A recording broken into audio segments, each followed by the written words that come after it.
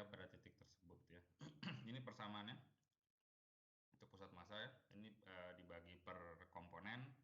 Untuk sumbu X begini, sumbu Y, sumbu X per M summation MI XI. Ini untuk sistem diskrit ya, untuk Y, untuk Z. Diringkas bisa ditulis dalam satu persamaan seperti ini, vektor R. R ini di dalamnya ada X, Y, Z ya, per M summation MI RI. Ini sistem diskrit seperti ini. Sistem kontinunya, ya kalau kontinu jadi integral ini gitu ya. Seper M integral RDM ya. Kemudian ini adalah persamaan dinamika hukum Newton 2 untuk system of particles ya, banyak partikel, jadi kita berurusannya dengan percepatan pusat massa. COM itu kan center of mass ya. M itu massa total dari sistem partikel kita, percepatan pusat massa, F-nya adalah seluruh gaya yang bekerja pada si sistem partikel. Jadi bentuknya sangat analogi dengan untuk satu partikel. Selanjutnya kita punya persamaan momentum linier. Vektor P sama dengan M kali vektor P. Jadi arah P pasti selalu sama dengan arah V ya. Kemudian ini persamaan dinamika dalam bentuk perubahan momentum ya. Perubahan momentum sama dengan gaya total yang bekerja. Kemudian untuk sistem partikel bentuknya sangat mirip, cuma diganti ya. Ini P kecil untuk satu partikel, sistem partikel jadi P besar, massa sistem partikel yang besar, V-nya V pusat massa ya. Kemudian ada definisi impuls, disimbolkan dengan J. Impuls itu tidak lain adalah perubahan momentum objek. Jadi P final kurangi P inisial. Momentum itu vektor, demikian juga dengan impuls J ya, vektor juga ya.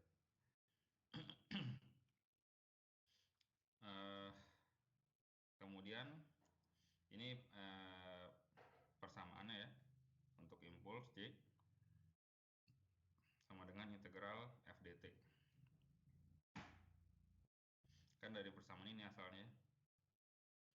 Kalau F sama dengan dP dt, maka dP sama dengan F dt kan ya. Ini dia. dP itu kan perubahan momentum J ya. J sama dengan integral dt. Kemudian kalau kita tahu impulsnya, kita bisa hitung gaya rata-ratanya. Persamaannya ini ya. J sama dengan F rata-rata kali delta T. Selanjutnya prinsip konservasi momentum linier. Jadi momentum linier itu konstan ya, baik untuk single particle maupun sistem partikel. Syaratnya adalah sistemnya terisolasi. Jadi momentum awal sama dengan momentum akhir. Selanjutnya ada ini peristiwa tinjauan peristiwa tumbukan atau collision ya. Ada dua jenis kemarin ya. Yang pertama jenis tumbukan non elastik atau inelastik. Jadi untuk jenis inelastik ini momentumnya terkonservasi. Ini momentum terkonservasi sebelum sama dengan sesudah kejadian tumbukan ya. Tapi energi kinetiknya tidak terkonservasi, dia bocor jadi bentuk energi lainnya. Misalkan kalau dua kelereng bertumbukan, ada energi kinetik yang berubah jadi energi suara ya. Pas tumbukan bersuara dia cetak gitu ya. Energinya jadi energi sound energy. Kemudian ada jenis khusus yang namanya tumbukan inelastik sempurna. Jadi kalau ada dua objek bertumbukan, setelah kejadian tumbukan, keduanya bergerak bersama dengan kecepatan yang sama ya, satu kecepatan yang sama, nempel gitu, numbuk terus nempel bergerak bersama. Ini namanya tumbukan inelastik sempurna. Jenis jenis tumbukan yang kedua adalah tumbukan elastik. Jadi untuk elastik ini selain momentum linear yang terkonservasi, energi kinetik sistemnya pun terkonservasi. Jadi kita punya dua persamaan ya, satu persamaan momentum, satu persamaan energi kinetik, dan dua variabel yang tidak diketahui, yaitu kecepatan benda satu setelah tumbukan dan kecepatan benda dua setelah tumbukan. Dua persamaan, dua tidak diketahui, kita bisa pecahkan. Ini persamaannya ya, tapi ini persamaan ini untuk kasus khusus. Kasus khususnya adalah kalau targetnya diam atau V inisial targetnya 0 ya. Kalau targetnya tidak diam, punya kecepatan awal, Anda ingat di sini ada suku tambahan ya, satu lagi ya. Kemudian kita juga bisa melakukan analisa tumbukan dalam multidimensi. Ini yang kemarin contohnya ada yang kelereng atau bola biliar ya. Dia melaju, menumbuk bola lainnya, bola satu ke arah sana misalkan ya, bola dua ke arah situ. Itu kan tidak lagi satu dimensi, kasusnya sudah dua dimensi ya. Jadi tinggal di extend saja prinsip konservasi momentumnya. Persamaannya seperti ini ya. Ini cuma ada dua komponen ya. Komponen ini contohnya dua dimensi ya. Kalau tiga dimensi tinggal ditambah aja. Kalau dua dimensi ini ada dua komponen X dan Y. Jadi Anda bisa lakukan analisanya terpisah gitu ya. Anda kerjakan yang X, momentum arah X-nya terkonservasi, momentum arah Y-nya terkonservasi. Kalau tumbukannya jenisnya elastik, maka energi kinetiknya pun terkonservasi. Kemudian kemarin juga kita bahas kasus khusus untuk roket ya. Kita turunkan persamaan ini ya.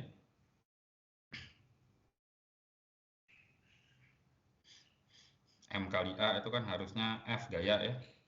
Makanya ini kemarin kita sebut ini adalah yang disebut dengan thrust. Ini ya. Thrust dari roket ya. Satuannya tentu saja Newton. Kemudian ini mengenai multi-stage rocket system ya. Oke, itu reviewnya.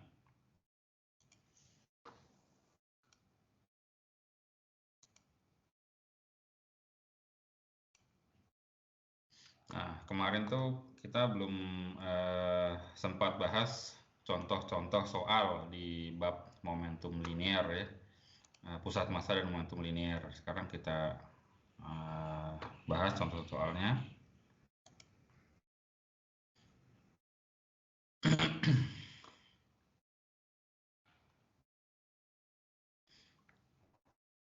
Oke, tadi Anda sudah ingat lagi ya materi pusat massa dan momentum linear. Sekarang contoh soalnya. Contoh soal yang pertama, ini katanya ada 3 objek dengan masing-masing massa M1, M2, M3 ya. Diketahui posisinya juga diberikan ini ya. Di sistem koordinat ini diberikan, Anda bisa lihat kan misalkan M3 ini berapa gitu ya. Posisinya ini ya. Yang ditanya adalah di manakah lokasi pusat massa dari sistem ini. Ini sistemnya yang kita tinjau 2 dimensi. Jadi kita urusinya per komponen aja biar gampang ya. Kita hitung dulu pusat massanya di komponen X di arah sumbu X ya. Ini dia persamaannya. Pusat massa di X adalah 1/m summation sigma dari MI XI. Bendanya ada 3, jadi ini I-nya 1 sampai 3 ya. Summation ini dijabarkan jadi demikian. M besar ini massa total ya, M1 plus M2 plus M3. Ini ya tinggal dikalikan saja, biasa dihitung ya, dapat X-nya begini. Menghitung Y-nya pun ya mirip caranya ya, dapat Y-nya sekian.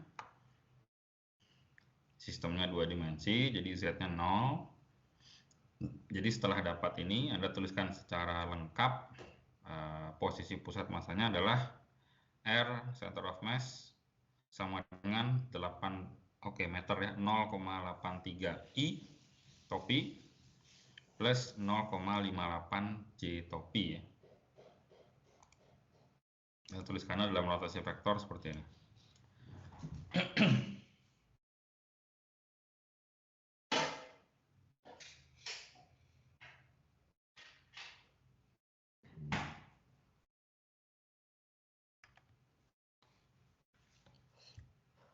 Selanjutnya, ini juga masih kasus 2 dimensi ya. Jadi ini katanya gini, ini ada suatu objek, bentuknya gini ya, bentuknya kayak apa, bulan sabit ini ya. Bentuknya kayak bulan sabit, dimensinya katanya jari-jari lingkaran besar ini 2R, ini bolong ya. Jadi materialnya, objeknya yang warna hijau ini, yang sininya bolong. Bolongan ini jari-jarinya sebesar R. Gitu ya. Nah, Anda diminta untuk menentukan lokasi dari pusat massa.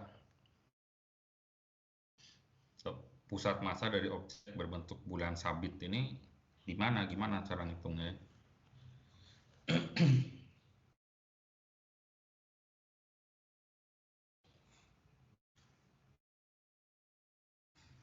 Dua dimensi persamaannya kita punya ya. Ini objeknya kan continuous ya, solid body.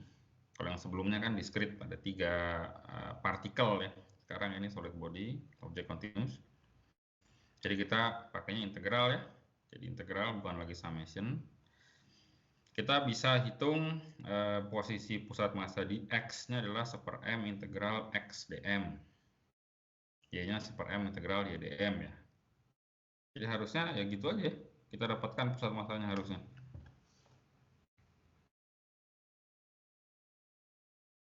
Tapi ternyata kalau mau langsung pakai ini rumit ternyata ya.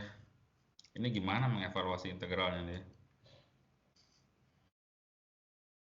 Anda pilih itu X sembarang, sudah diintegralkan terhadap dm, sedangkan fungsi X-nya pun, kebergantungan X terhadap massanya pun kita nggak tahu ya. Jadi ini nggak bisa dipakai secara langsung nih. Nah, tapi di sini ada satu keyword penting, bahwa si objeknya dia uniform. Uniform itu kan artinya densitas material si objek ini sama dimanapun ya. Saya ukur di sini densitasnya sekian kilogram per meter persegi. Di sini, di ini dimanapun sama uniform. Jadi untuk objek densitas uniform seperti ini sudah pasti pusat massanya at least sudah pasti ada di sumbu X, pasti ya. Nggak mungkin dia pusat massanya ada di sini, nggak mungkin. Pasti di suatu tempat di sumbu X pusat massanya. Jadi di sini digambarkan, oke, misalkan di situ lah ya. Kan di sini nggak mungkin ya pusat massanya. Anda bayangkan massanya kan lebih banyak di sini ya. Kan ini bolong. Kalau ini hanya sebuah cakram full, Anda ditanya di manakah pusat massanya, cakram uniform, nggak usah pakai ngitung, nggak usah pakai apa ya, udah pasti di sini pusat massanya. Kalau cakramnya full ya, pasti di tengah-tengah situ. Tapi masalahnya ini bolong cakramnya. Jadi kalau kita kira-kira secara kasar aja, ya kira-kira di sinilah pusat massanya ya, kira-kira. Di sini pun nggak mungkin. Masanya kan lebih banyak di sini, jadi pasti di sini, di sekitar sini. Kira-kira titik biru itu pusat massanya. Nah, tugas kita sekarang adalah menghitung koordinat titik biru ini di mana.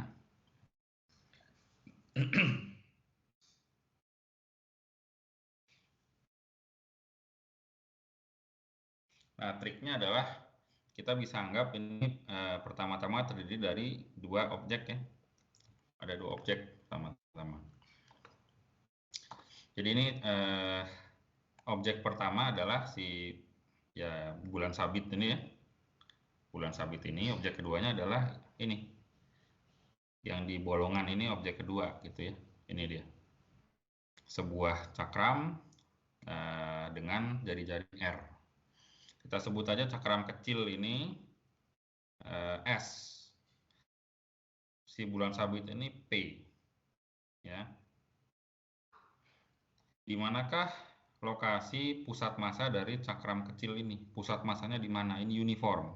Ya udah jelas di tengah-tengah sini ya. Pasti. Jadi kita tahu pusat massa si cakram kecil ini udah pasti di sini. Kemudian kalau dua objek ini digabungkan ya, di manakah lokasi pusat massa dari gabungan dua objek ini? Jadi Anda bayangkan ini masuk situ ya. Pusat massa dari gabungan dua objek ini udah pasti di sini ya. Tengah sini udah pasti kan, jadi cakram sempurna ya.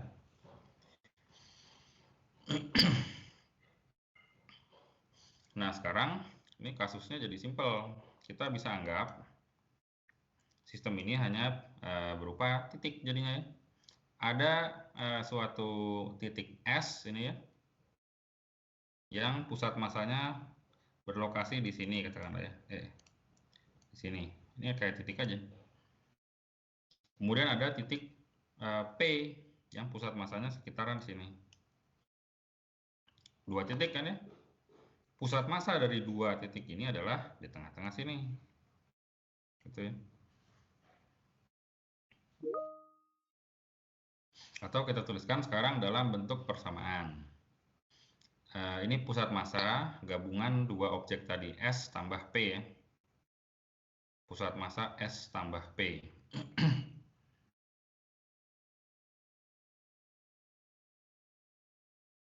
Atau saya tanya dulu deh, ada yang tahu lokasi pusat massa S plus P itu di mana?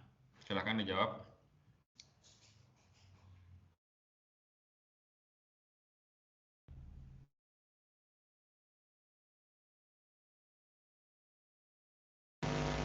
Ini titik pusat lingkaran besar, Pak. Betul, betul ya. Atau di X sama dengan 0. Ini pusat massa dari gabungan dua objek adalah di sini, di X sama 0, di titik pusat ya. Betul. Pusat massa dari dua objek kan seper M total sigma MI XI ya.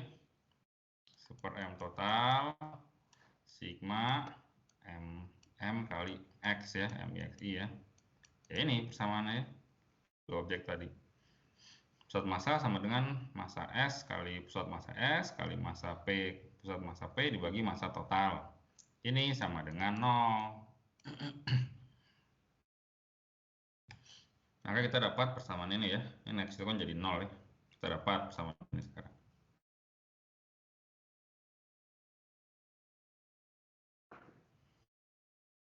Oke, saya tanya lagi deh. Ada yang tahu di mana lokasi XS? Silakan dijawab.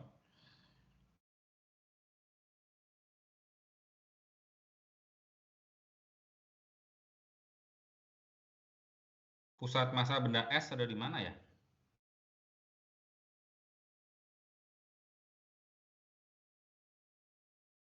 Minus R,0, Pak. Betul, ada di minus R ya. Ini dia. Ini benda S, pusat massanya udah jelas di situ, katanya jari-jarinya adalah R, berarti pusat massanya XS ini di min R. Ini di min R ya. Oke, lumayan udah dapat min R, sekarang kita tinggal mengurusi MS per MP. Massa benda S dibagi massa benda P.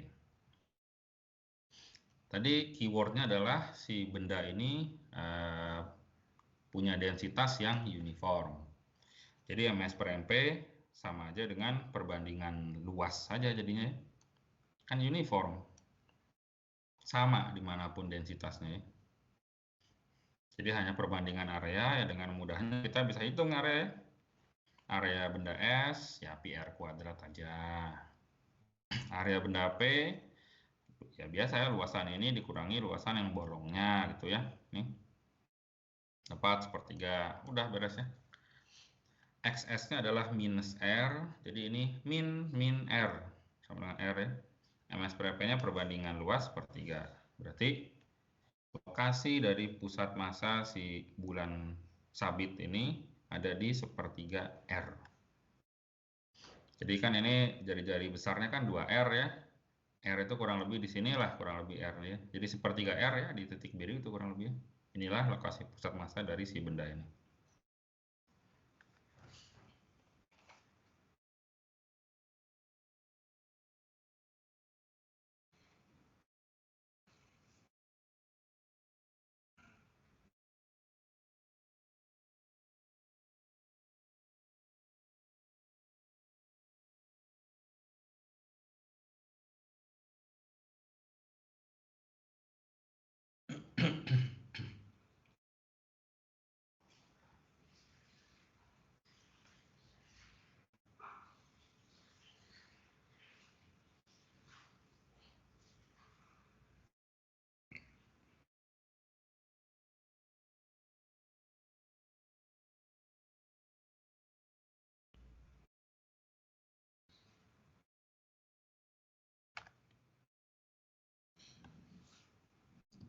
Contoh berikutnya. Ini sekarang ada 3 partikel, ini discrete lagi ya, sistem discrete. 3 partikel, kemudian ada gaya luar yang terlibat katanya. Ya ini bisa Anda anggap misalkan ini partikel bermuatan ya, berada di medan listrik gitu ya misalkan ya. Ya itu semester 2 sih, tapi itu misalkan ya. Jadi mereka mengalami gaya listrik gitu ya. Ini ya. Vektor gaya untuk setiap partikel diketahui. Massa partikel ada, ya massa objek lah, massa benda ada ya. Gaya-gaya yang bekerjanya pun ada. Yang ditanyakan adalah percepatan dari pusat massa sistem ini. Percepatan dari pusat massa sistem 3 partikel ini.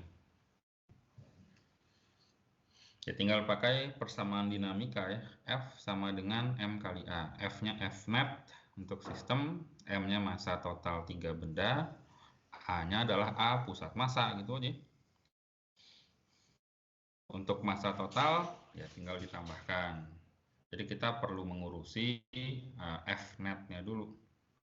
Fnet-nya bisa kita hitung satu per satu ya. Fnet X, Fnet Y. Ini sudutnya pun diberikan, ini diketahui. Jadi ya mencari resultan vektor biasa nih. Fnet X sama dengan F1X plus F2X plus F3X. Fnet Y sama dengan F1Y plus F2Y plus F3Y gitu ya. Di sini digambarkan Fnet-nya tuh ini ya. Nah, kira-kira inilah Fnet-nya arahnya.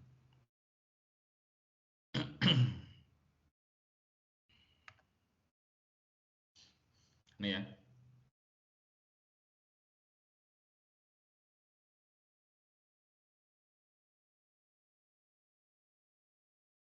Fnet X dibagi massa total ya langsung dapat komponen percepatan arah X ya. Ini dia. Fnet Y dibagi massa total komponen percepatan arah Y. Ya sudah, inilah kecepatan ya. Vektor percepatannya adalah A sama dengan 1,03 I topi plus 0,53 J topi meter per sekon kuadrat. Besarnya, kalau ditanya besarnya ya biasa nih, akar X kuadrat plus Y kuadrat tepat. Kemudian sudutnya ya arctan Y per X ya. Anda hitung, ini dapatnya 27 derajat. Sekali lagi kalau Anda sedang menghitung arctan dari theta ya, selalu lihat kondisi realnya, bener nggak hasil sudutnya ya. Karena tan itu kan fungsi yang repetitif ya, berulang. Jadi sudutnya ini bisa multiple, biasanya plus minus 180 ya, yang seperti waktu itu saya bilang. Sekarang tinggal Anda lihat, 27 itu kan positif ya. Sudut positif itu dia dihitungnya dari X positif berlawanan arah jarum jam kan gitu ya, sudut positif ya. Kalau negatif searah jarum jam. Jadi 27 itu kira-kira oh di situ. Ini konsisten ya dengan gambaran atau dengan hasil ini sebenarnya. Komponen X dari A itu positif, ini positif, dia harus ada di situ. Jadi ini sudah betul kalau ini 27. Nggak perlu di plus minus 180 derajat, nggak perlu. Selanjutnya contoh mengenai impuls. Di contoh ini katanya ada apa? Mobil nabrak dinding ya. Mobilnya melaju di kelajuannya 70 meter per sekon. 70 meter per sekon, sudutnya 30 derajat terhadap dinding. Kemudian dia nabrak, kemudian ini apa? Mental gitu ya. Mental, sudutnya 10 derajat diberikan, kemudian V finalnya 50 meter per sekon. Massa yang digunakan 80 kg. Ini massa si drivernya ya. Yang ditanya pertama, hitunglah impuls yang dirasakan driver ya, karena tumpukan ini. Impuls, sekali lagi, impuls itu tidak lain adalah perubahan momentum. Perubahan momentum. Jadi kita tinggal lihat aja momentum awal dan akhir. Momentum awal M kali VI ya, PI. Ini dia PI. Faktornya gini kan. Momentum awal M dikalikan V inisial. Momentum akhir M dikalikan V final. Ini momentum akhir. Tinggal dihitung perubahan momentumnya sekarang. Ya, Anda bisa pecah per komponen ya, X dan Y. Seperti ini ya.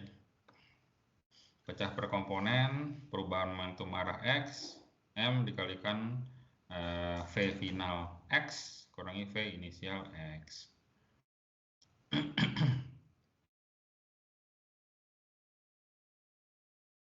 Yang manakah V final X? Atau P ya, ini kita lihat P aja, ada vektornya P ya, bukan P ya. Ini P final X ya, ini ya, proyeksi momentum arah X saja ini P final X, P inisial X, ya ini aja nih, proyeksi momentum arah X. Ini P final Y, ini P inisial Y.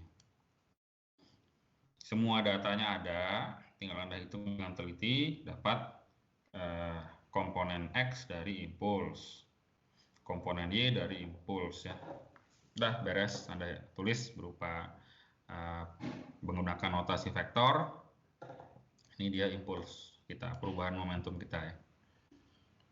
Besarnya tinggal akar X kuadrat plus Y kuadrat. Kemudian sudutnya arctan dari Y per X. Arctan dari 3500 per 910 ya. Nah, untuk yang ini kebetulan Anda dapatnya 75,4 kalau Anda hitung pakai kalkulator ya.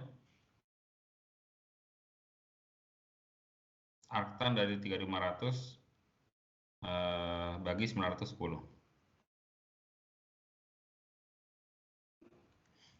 Sekarang coba Anda perhatikan nih, 75,4 ini benar nggak?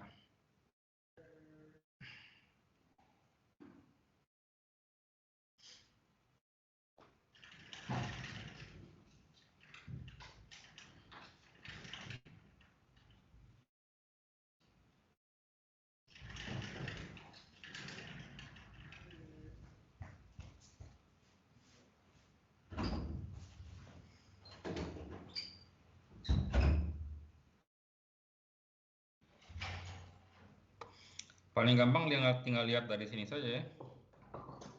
Komponen X-nya negatif. Komponen Y-nya negatif. Jadi kalau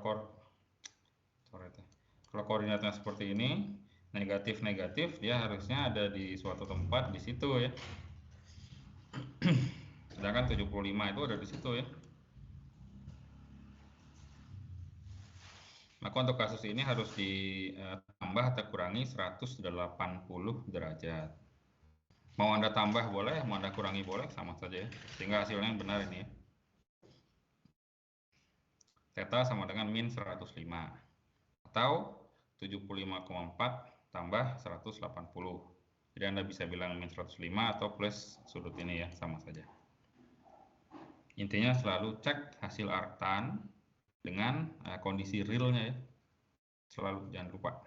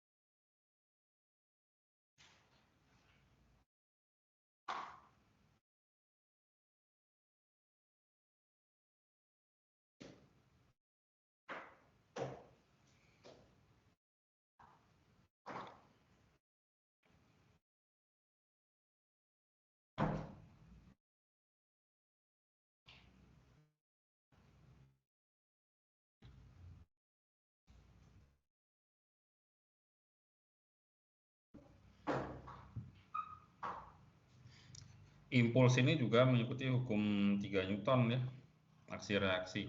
Jadi ini kan pertanyaannya, hitunglah impuls yang dirasakan driver ini ya, akibat tumbukan ini. Pertanyaan alternatifnya adalah impuls yang dirasakan si tembok ya. Berapakah impuls yang dirasakan si tembok? Besarnya sama, arahnya berlawanan. Saya besar. Kalau ini adalah impuls yang dirasakan si driver, maka impuls yang dirasakan tembok itu adalah ini. Oke, sorry gambarnya gini ya. Ini lurus ya, lurus. Ini J yang dirasakan si tembok. Jadi J yang dirasakan tembok adalah 910I plus 3500J gitu ya. Jadi hati-hati kalau Anda sedang mengerjakan persoalan impuls ya. Yang ditanya impuls yang mana, hati-hati. Kadang jebakannya di situ ya. Impuls yang dirasakan driver atau impuls pada yang dirasakan si tembok. Besarnya sama, arahnya berlawanan. Oh, ada pertanyaan kedua ya. Pertanyaan kedua adalah tumbukannya katanya berlangsung selama 14 milisecond. Yang ditanya berapakah gaya rata-rata ya. Gaya rata-rata ya kita pakai persamaan J sama dengan F average kali delta T ya. Jadi F average-nya hanya J dibagi delta T dapatnya.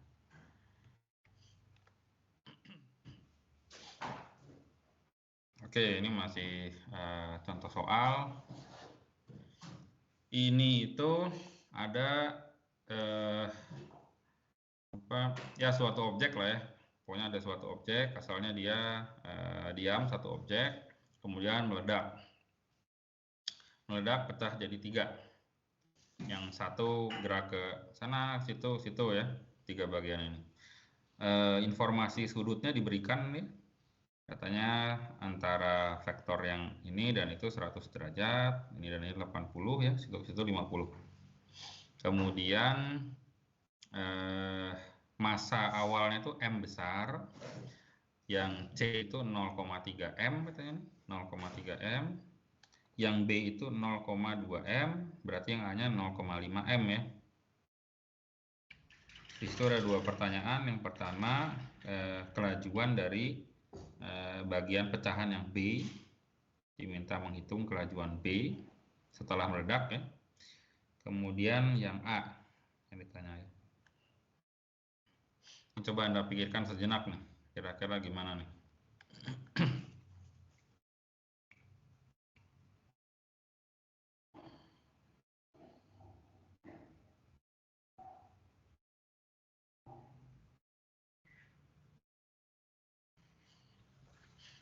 Ini ya dituliskan clue-nya.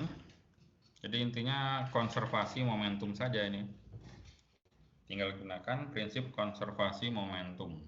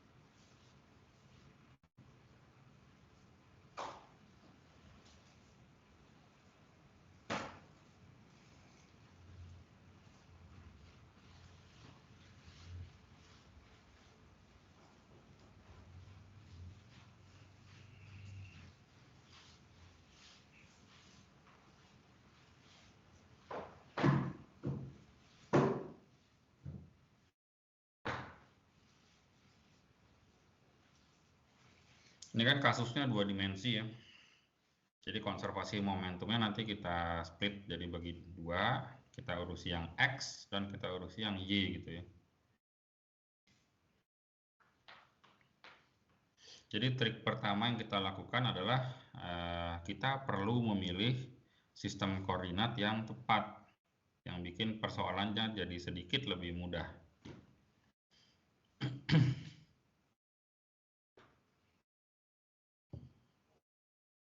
Yaitu dengan memilih sistem koordinat yang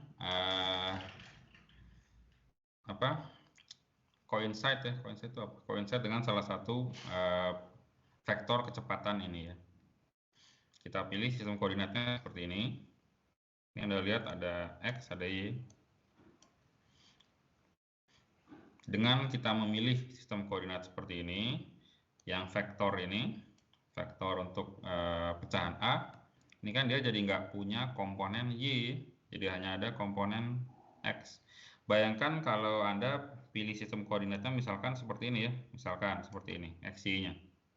Ini kan semua jadi ada X, Y. Yang benda C, vektor kecepatannya dia punya komponen X, punya komponen Y. Yang ini punya komponen X, punya komponen Y, yang ini juga punya komponen X, punya komponen Y. Semua punya komponen X, komponen Y kalau saya pilihin. Biar simple, saya bikin sengaja salah satu sumbunya coincide dengan salah satu vektor kecepatan. Jadi ini ya yang kita gunakan ya, perhatikan X dan Y. Sudutnya diketahui. Nah, sekarang tinggal kita tuliskan saja persamaannya, persamaan konservasi momentumnya ya, secara detail. P inisial sama dengan P final.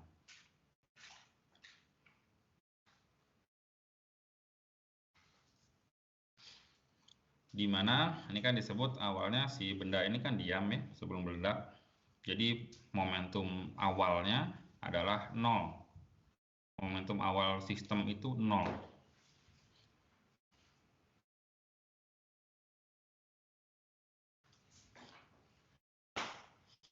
Karena momentumnya terkonservasi, momentum akhir sistem pun harus 0 ya. Jadi Anda perhatikan kecepatan dari setiap pecahan ini enggak 0. Tapi momentum sistem ini harus tetap 0, sama seperti kondisi awal. Prinsip yang digunakan kan itu aja ya. Detailnya ya bisa kita kerjakan.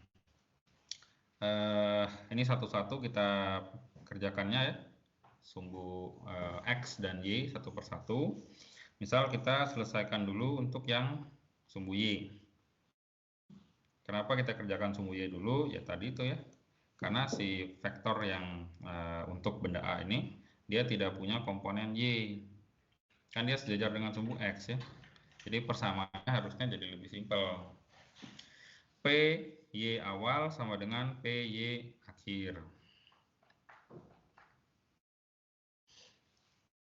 Sekarang kita lihat untuk masing-masing pecahan ABC.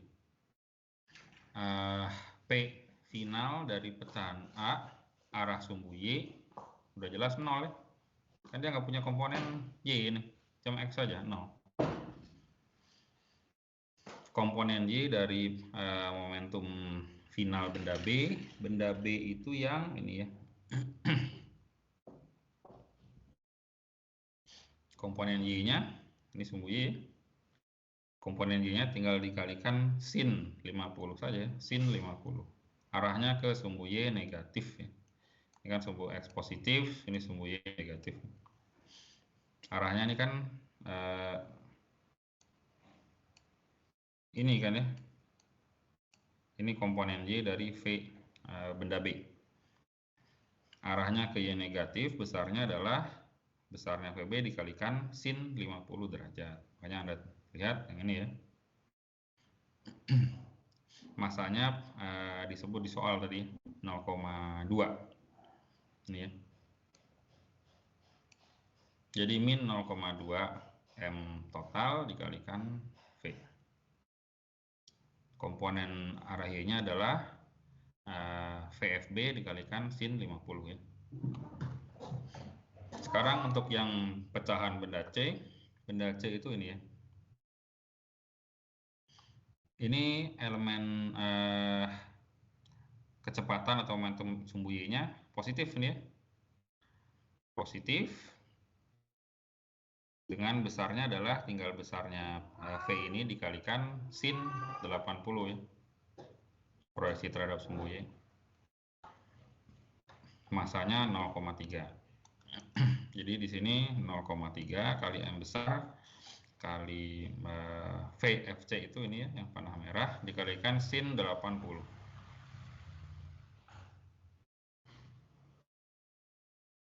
Sekarang kita gunakan konservasi momentumnya ya.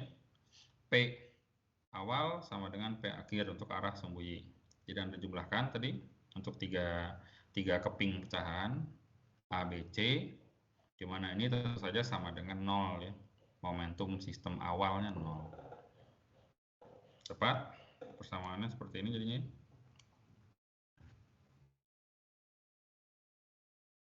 Ini yang tidak diketahui tinggal VFB saja. Jadi VFB-nya ketemu ya. Ini besarnya VFB.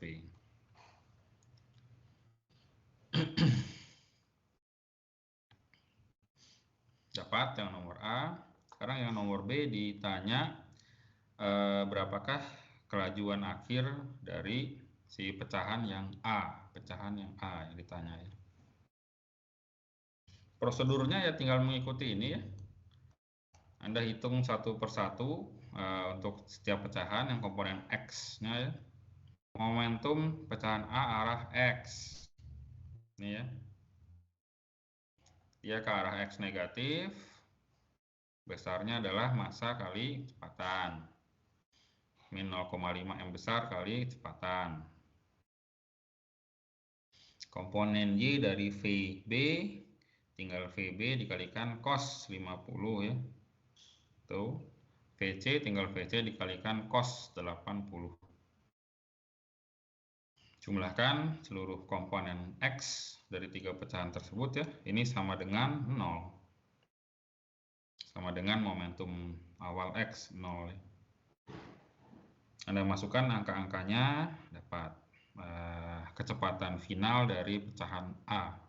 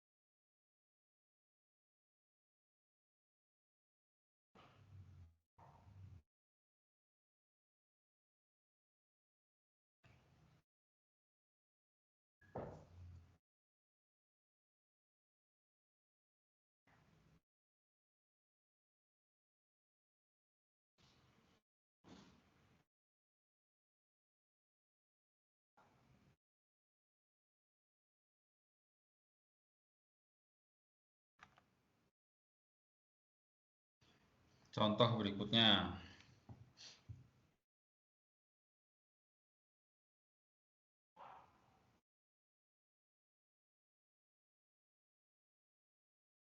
Ini coba Anda lihat dulu nih, contoh soal yang ini. Kira-kira gimana nih prosedur pengerjaannya.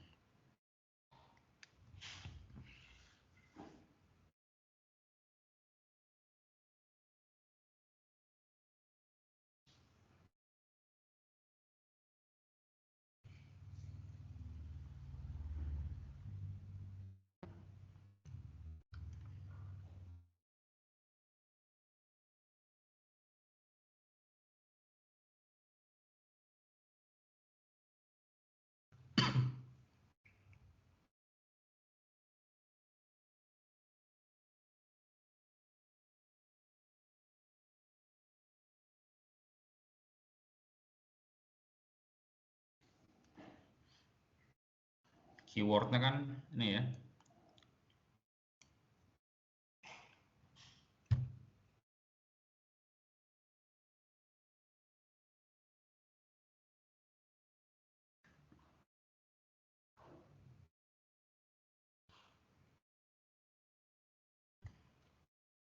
Dua bola digantung menggunakan tali memiliki massa yang berbeda. Bola satu disimpangkan sampai ketinggian vertikal H1. Jadi dia punya energi potensial gravitasi ya. Kemudian dilepas dan terjadilah tumbukan elastik. Yang ditanya adalah berapakah kecepatan akhir dari V1 ya setelah tumbukan.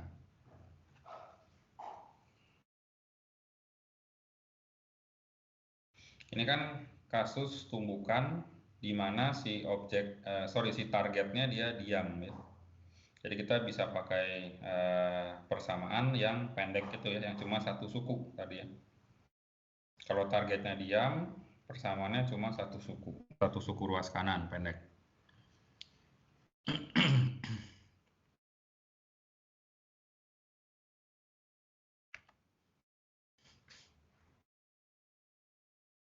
Jadi pertama kita tentu saja pakai persamaan konservasi energi mekanik ya. Di sini nggak disebut eksplisit memang, tapi biasanya kita asumsikan kondisinya ideal memang ya, kondisi ideal. Jadi tidak ada gelombang konservatif yang terlibat, sehingga prinsip konservasi energi mekaniknya terpenuhi. Biasanya otomatis kita anggap gitu aja ya, walaupun nggak disebut secara eksplisit. Ini persamaan konservasi energi mekanik ya, sistem ideal.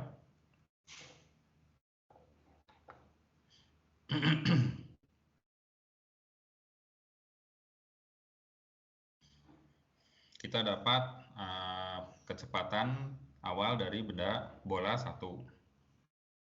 Ini ya, dapat. Selanjutnya kita tinggal pakai persamaan collision untuk target diam. Ya, ini tinggal dimasukkan angkanya ya, dapat. Jadi setelah kejadian collision dia berbalik arah ya, dengan kelajuan sebesar sekitar 0,54 meter per sekon.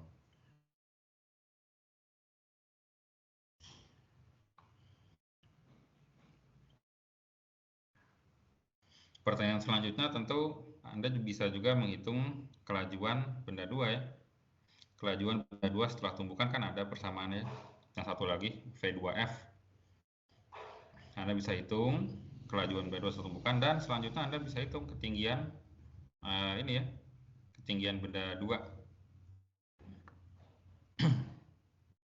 Dia gerak ke ketinggian berapa, kan konservasi energi mekanik untuk benda 2 saja ya.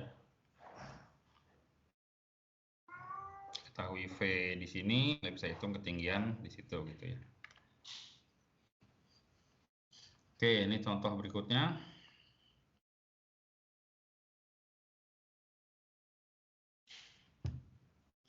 Ini adalah cara tradisional ya, orang zaman dulu kalau perlu memperkirakan kelajuan sebuah peluru. Ini cara yang paling simpelnya seperti ini. Jadi pelurunya ditembakkan ke sebuah objek kayu ya. Pelurunya kemudian nancap di kayunya dan kayunya berayun ke atas ya. Dan ke atas sebelum akhirnya diam sesaat sebelum balik lagi. Ya ini tentu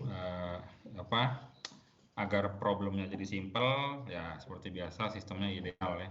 Ideal dianggapnya.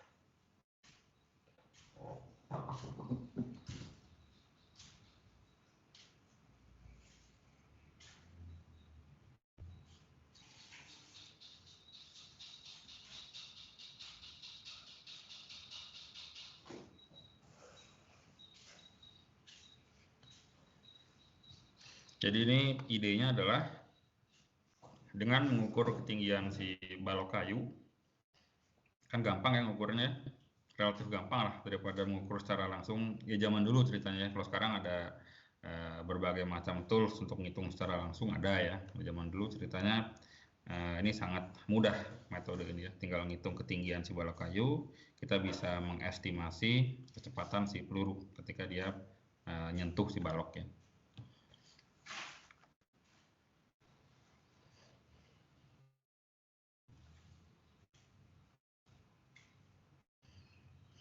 Sistemnya ideal, momentumnya terkonservasi ya.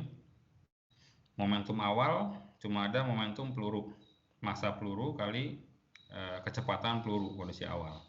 Kondisi akhir peluru dan kayu menyatu dan mereka bergerak bersama dengan satu kecepatan.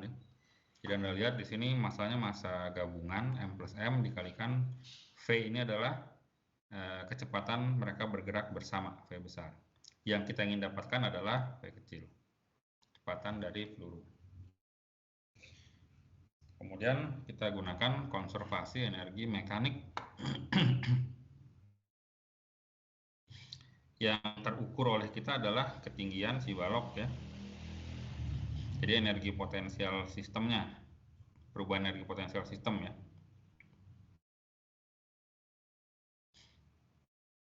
Potensial di situ final sama dengan energi mekanik awal kan cuma terdiri dari kinetik saja ya, setengah M V kuadrat. Dimana V-nya adalah V gabungan peluru dan balok. Selanjutnya kita gunakan itu ya, definisi V besar, kita input ke situ.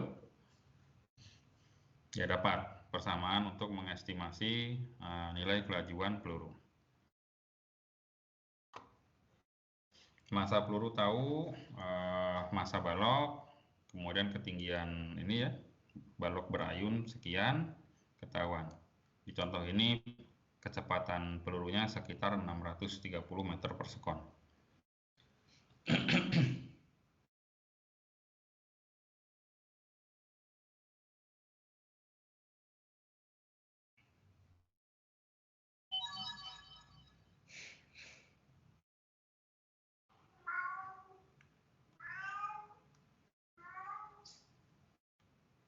Oke ya, itu bab momentum linier serta contoh-contoh soalnya udah ya.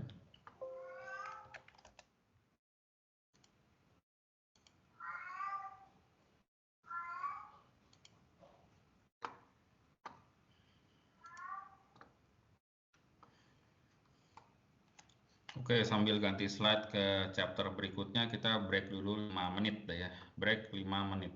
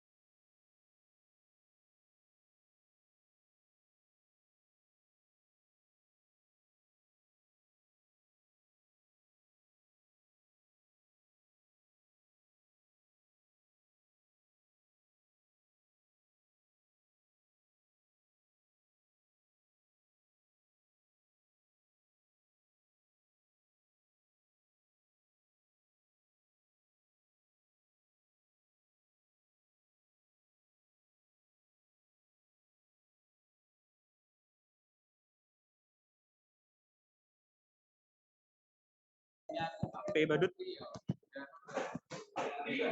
P badut.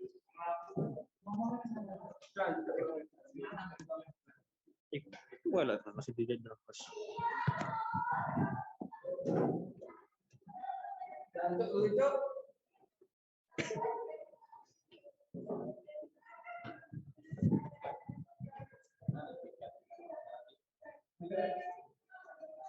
Apa badut lo apa di kota kayak ngono? Hah? Dinas apa? Situ lah. Apa itu? Awakmu nampil apa? Kegiatan apa pada aku?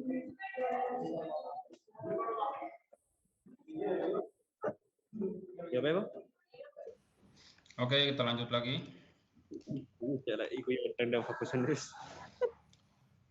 Topik bahasan berikutnya adalah gerak rotasi. Jadi untuk sampai dengan chapter sebelumnya kita mainly mengurusinya yang gerak-gerak linear ya. Sekarang khusus untuk gerak rotasi. Jadi pembahasan gerak rotasi ini alurnya mirip dengan pembahasan untuk sistem linear ya. Jadi ada kinematika rotasi, definisi dari posisi, perpindahan, kecepatan, dan percepatan. Kemudian juga ada pembahasan dinamika rotasi. Nanti kita lihat padanannya gaya dan massa di gerak rotasi itu bagaimana ya. Nanti agak beda, tapi padanan sebenarnya. Kemudian nanti juga bagaimana formulasi energi pada gerak rotasi ya, energi dan usaha. Jadi alurnya gini, mirip dengan yang sebelumnya ya.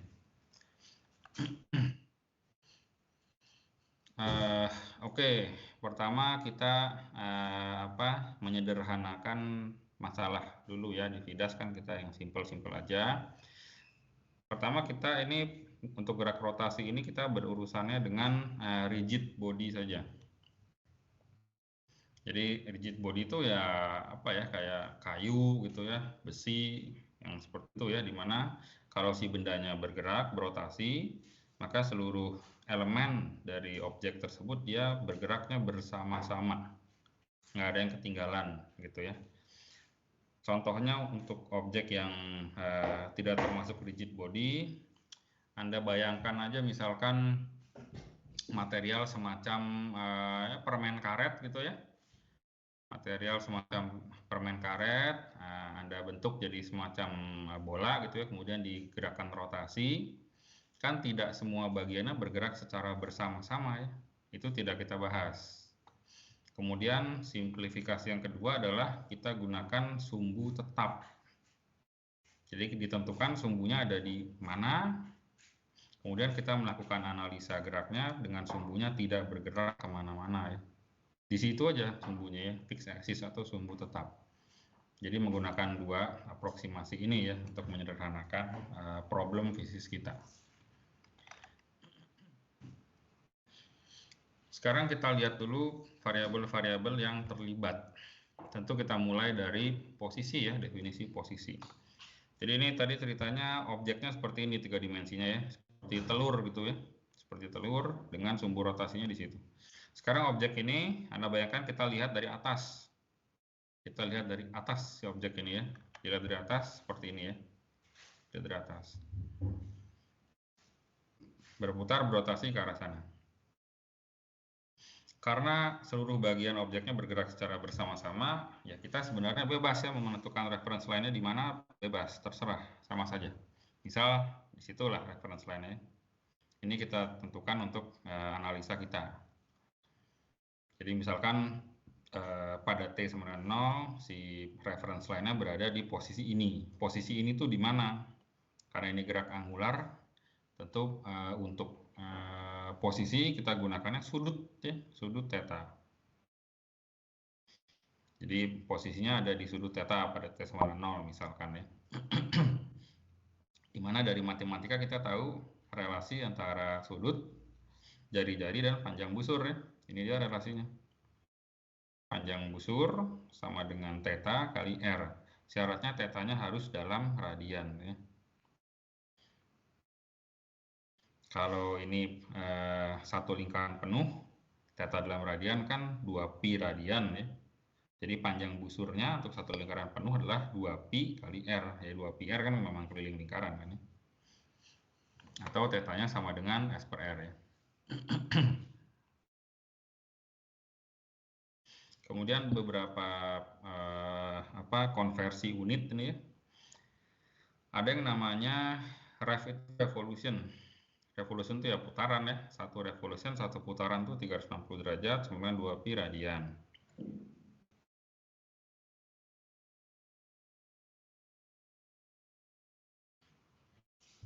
Pi radian ya 180 ya. Jadi kalau Anda perlu mengkonversi dari radian ke derajat, ini dia ya, 1 radian itu 180 per pi derajat.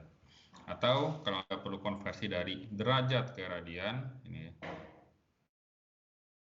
1 derajat sama dengan pi per 180 radian. Jadi ini jangan ketukar-tukar. Mungkin nanti Anda gunakan ini ya. Di soal misal diberikannya derajat, Anda perlu gunakan radian, atau di soal diberikannya revolution, Anda perlu gunakan derajat gitu ya. Tinggal pakai konversi seperti ini saja.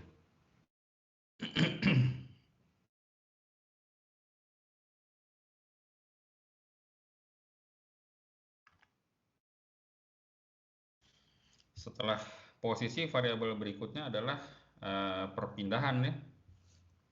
Di sini digambarkan, misalkan ini sekarang kita nggak lagi menggambarkan si objeknya ya, karena kita sudah menemukan reference line-nya di situ.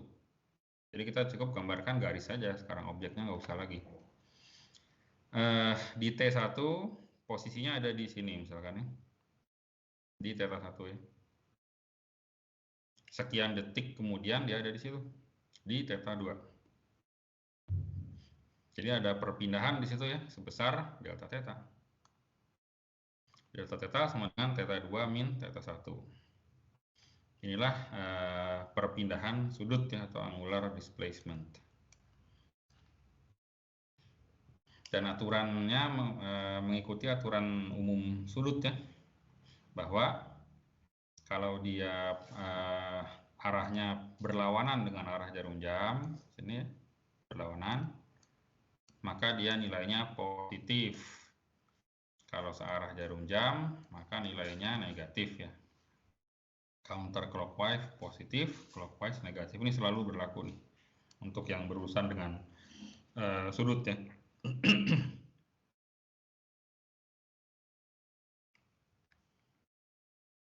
Variabel selanjutnya adalah kecepatan. Kecepatan sudut, simbolnya omega. Ya per definisi namanya kecepatan kan perubahan posisi dibagi lamanya waktu untuk perubahan posisi tersebut ya. Jadi delta theta dibagi delta t saja ya. Ini kecepatan sudut rata-rata. Kecepatan sudut sesaat tinggal kita ambil delta t-nya limit menuju 0. Jadi diferensial ya, d theta dt. Selanjutnya tentu percepatan. Percepatan per definisi adalah perubahan kecepatan delta omega per delta t. Ini rata-rata. Sedangkan sesaatnya kita ambil limit delta t menuju 0, d omega dt. Oh ya, satuannya tadi saya lupa sebut.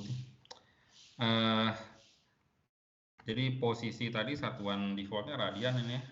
Radian, theta itu radian, jadi bukan derajat sebenarnya. Radian. Perpindahan pun ya radian ya. Kemudian kecepatan sudut radian per detik atau sekon ya. Radian per sekon kuadrat.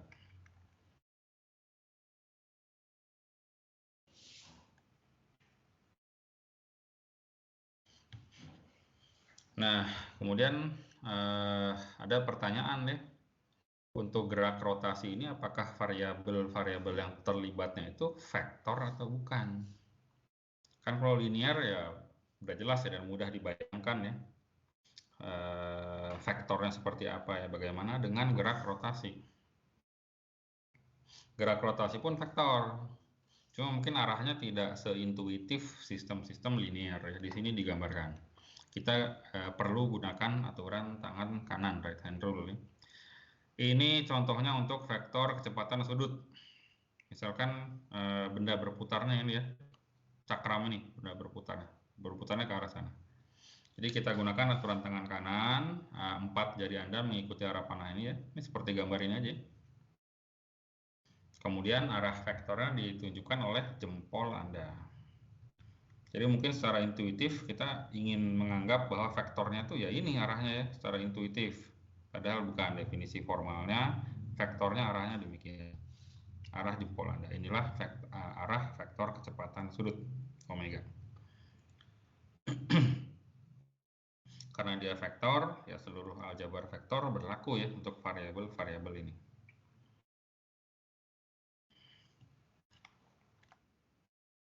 Nah, bagaimana dengan perpindahan sudut? Apakah vektor juga? Nah, ini bisa kita cek ya. Untuk vektor kan ada aturan yang seperti ini ya, yang harus berlaku untuk vektor. Bahwa vektor A plus vektor B sama dengan vektor B plus vektor A. Sekarang kita tes. Ini anggaplah ada buku ya, buku yang bisa kita putar-putar, kita rotasikan. Pertama kita putar dengan sumbu putarnya, sumbu X. Ini digambarkan seperti ini, kita putar 90 derajat.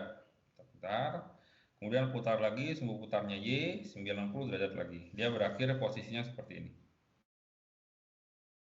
Ini kan vektor perpindahan 1 tambah vektor perpindahan 2 kan? Ini ya. Sekarang kita balik, gimana kalau vektor perpindahan 2 tambah vektor perpindahan 1? Berarti pertama kita putar dulu dengan sumbu putarnya Y sebesar 90 derajat, jadi gini ya. Kemudian putar dengan sumbu putar X 90 derajat, jadi gini. Sekarang bandingkan dua gambar ini, ya jelas beda ya. Ternyata ini untuk angular displacement vector tidak berlaku ini ternyata ya. Karena beda hasilnya. Delta theta 1 tambah delta theta 2 tidak sama dengan delta theta 2 tambah delta theta 1. Jadi perpindahan sudut itu ternyata bukan vektor, kesimpulannya. Nah, sekarang untuk kasus khusus di mana percepatan sudutnya konstan. Karena kita ingin membangun sistem persamaan kinematikanya untuk kasus percepatan konstan ya. Ya sebenarnya kita bisa aja mengikuti prosedur yang sama dengan sistem linear ya, mulai dari awal sekali dasar kita turunkan satu persatu bisa. Tapi tadi kita sudah lihat variabel-variabel yang terlibat dan ini sebenarnya berpadanan dengan variabel linear sebenarnya. Untuk posisi theta dia berpadanan dengan posisi X. Kecepatan sudut ya kecepatan ya. Percepatan sudut ada percepatan linear ya. Ini kecepatan awal ya. Jadi seperti ini padanannya, saling berpadanan.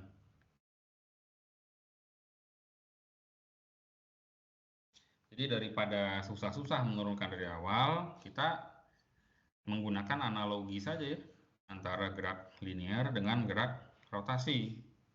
Jadi yang kita lakukan adalah kita tinggal mengganti saja variabel-variabel di kinematika linear. Kan kita punya 5 persamaan ini ya. Persamaan dasarnya sebenarnya cuma 2 ini ya. Kemudian kita dapatkan 3 ini menggunakan 2 persamaan ini ya. Ini untuk linear, sekarang bisa kita langsung ganti.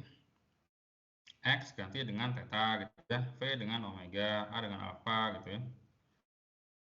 Dapatlah set persamaan kinematika untuk gerak rotasi. Sekarang coba Anda bandingkan dulu set persamaan ini dan itu. Lihat dengan seksama satu persatu nih perbandingannya.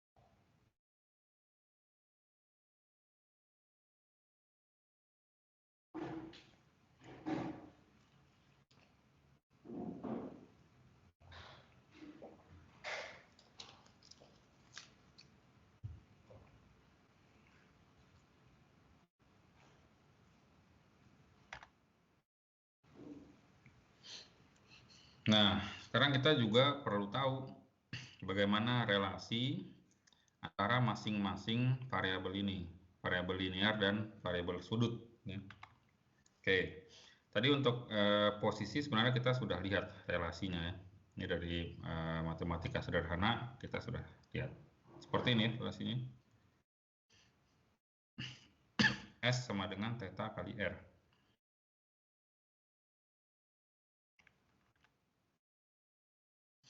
Nah, kita berangkat dari situ untuk mendapatkan relasi-relasi lainnya. S theta kali R. Sekarang kalau kita turunkan satu kali, jadi seperti ini ya, pakai aturan rantai kalkulus. ds dt sama dengan R d theta dt plus theta dr dt. R-nya tentu saja konstan ya, R konstan, diturunkan jadi 0. Jadi kita punyanya ds dt sama dengan R d theta dt. ds dt, ya dia kecepatan linear kan ya, ds dt. ds dt itu tidak lain adalah kecepatan linear V. d theta dt kecepatan sudut omega. Ini relasi antara V dengan omega. Ini X dengan theta ya X atau S lah. Ini V dengan omega. Ya, kemudian kita bisa juga definisikan periode ya, periode putaran. Kan periode itu waktu yang diperlukan untuk satu putaran penuh ya. Satu putaran penuh kan persamaannya jarak yang ditempuh itu kan kecepatan linear dikalikan waktu tempuh ya, atau V kali T sama dengan jarak yang ditempuhnya kan cuma keliling lingkaran saja ini ya, 2πr. Jadi ya dapat persamaan periodenya T sama dengan 2πr bagi V.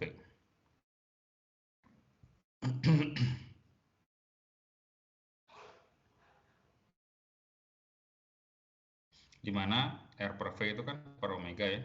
Jadi bisa ditulis seperti ini juga. T sama 2pi per omega. Ini nanti persamaan ini muncul lagi ketika pembahasan osilasi, gelombang mekanik, gelombang elektromagnetik dan sebagainya ya. Ini muncul lagi nanti. T sama 2pi per omega.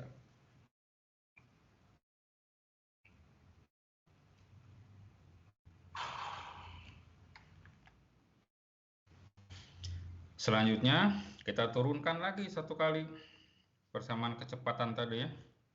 V omega R jadi dV dt R d omega dt omega d dt, aturan rantai lagi. R konstan, ini hilang lagi. Dimana dV dt adalah kecepatan linear atau kecepatan tangensial. Tangensial itu kan apa sih, garis singgung gitu ya, linear ya. Jadi di sini pakai simbolnya AT tangensial sama dengan alfa kali R. Alfanya perubahan omega ya, omega dt.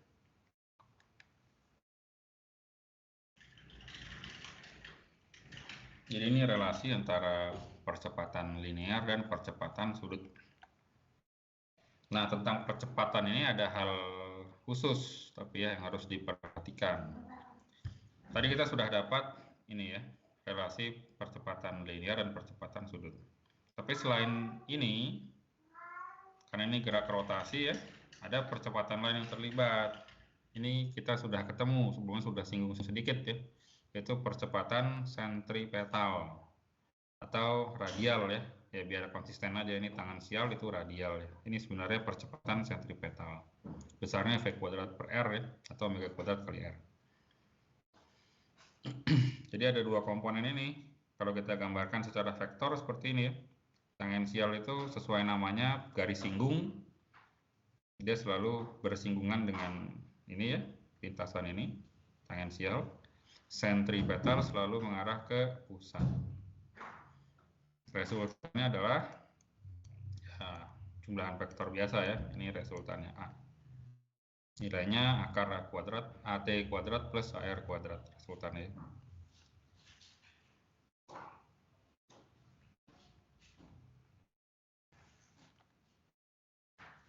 Nah, ini ditekankan lagi mengenai percepatan pada gerak rotasi.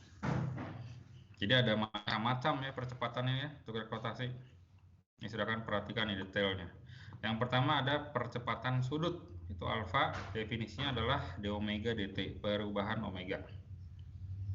Kemudian ada percepatan tangensial T ya, sentripetal dan kecepatan total. Dalam persamaan relasinya ditunjukkan seperti ini. Di situ ada alfa, di mana alfa R itu percepatan tangensial ya, percepatan sentripetal dan percepatan total.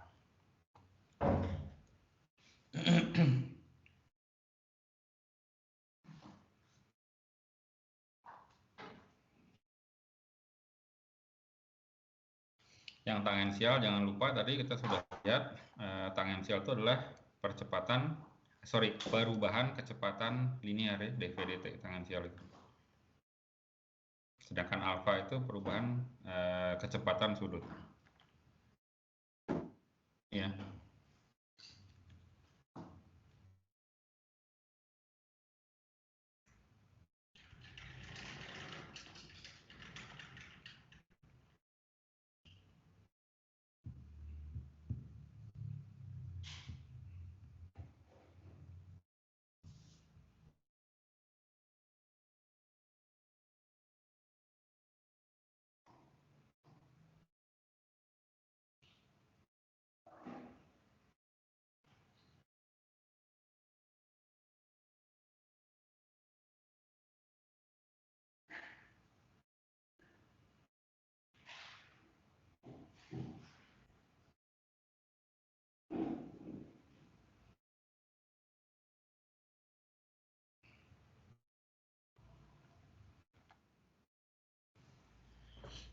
Oke, contoh soal.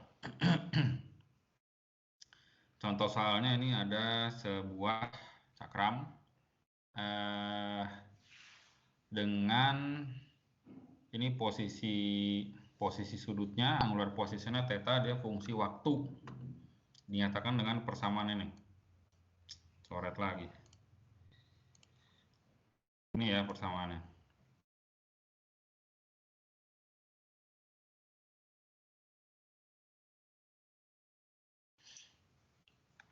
Kemudian pertanyaan pertama ini apa ini?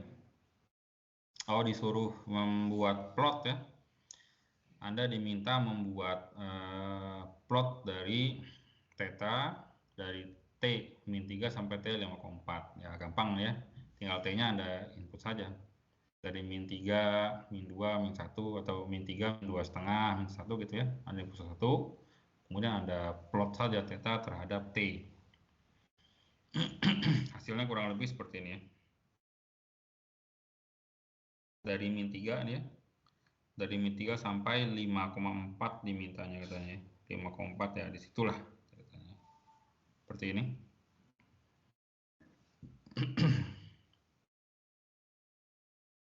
Tinggal input T saja ke sini ya. Kemudian apalagi? Yang B-nya katanya Anda diminta menghitung pada T berapa si theta-nya ini bernilai minimum. Pada T berapa theta-nya minimum? Kan tadi gambarnya gini ya. Ya, asalnya nilainya sekian, turun, mencapai titik minimum ya. Nah, Anda diminta pada T berapa ini? Ini kalau secara kasar dilihat kan pada T antara 1 dan 2 detik gitu ya. Berapa tepatnya gitu ini? Dia minimum itu pada berapa? Kemudian nilai minimum tersebut berapa gitu selanjutnya ya. Ya, untuk mencari nilai minimum kan tinggal kita turunkan satu kali ya persamaan theta-nya. Persamaan theta-nya turunkan satu kali. Ini kan berarti kan gradien ya. Turunan sekali itu kan gradien. Kalau Anda lihat di sini kan gradiennya asalnya negatif gitu ya. Turun jadi 0 dan berubah jadi positif ya. Jadi kita cari yang ketika gradiennya 0 gitu ya. Turunkan sekali sama dengan 0 dapat ya T-nya. Terus yang ditanya nilai theta pada kondisi minimum tersebut berapa? Ya tinggal kita masukkan saja T ini di persamaan theta-nya ya. Persamaan theta yang ini. Anda masukkan T-nya ke situ. Cepat, sudutnya sekitar segini ya.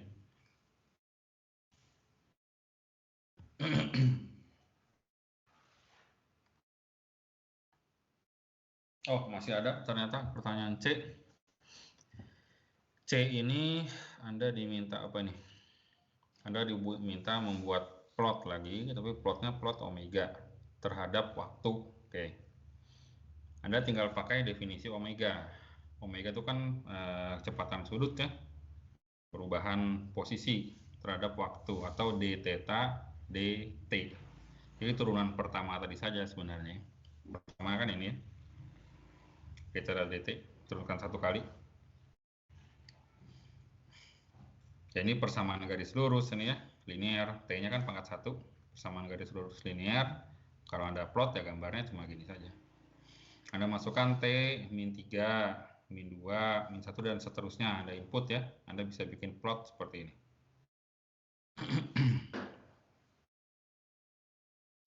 Ini juga konsisten dengan plot gambar theta tadi ya. Kalau kita lihat di daerah sini, ini kan gradiennya negatif ya.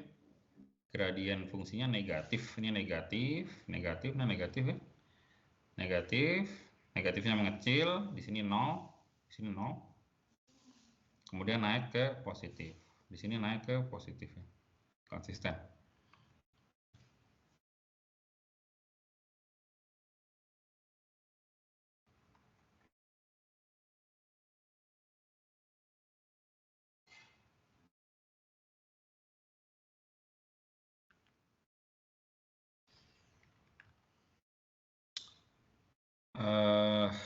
Energi.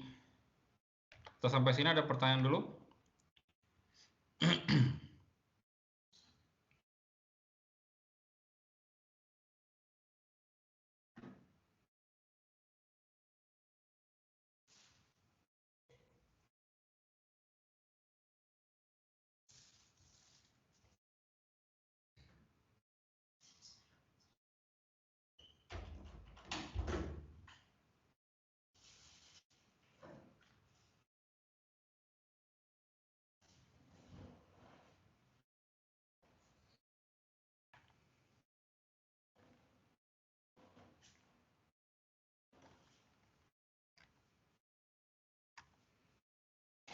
Atau energinya sekalian besok saja lah ya, saya kira.